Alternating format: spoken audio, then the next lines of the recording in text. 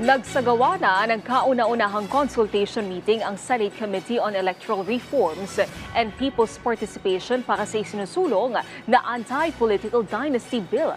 Sa pangunguna ni Senator Risa Hontiveros na chairman ng komite, idinaos ang konsultasyon sa Pasig City at imbitado si Mayor Vico Soto at mga panel mula sa iba't ibang sektor.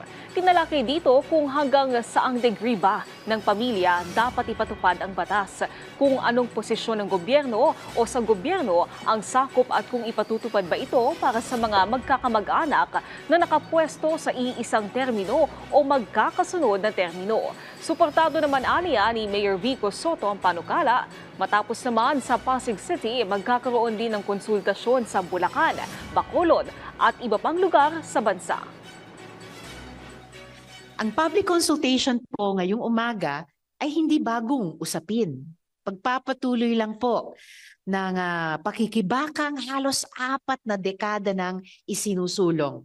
Isang laban na mismong saligang batas natin ang nag-utos.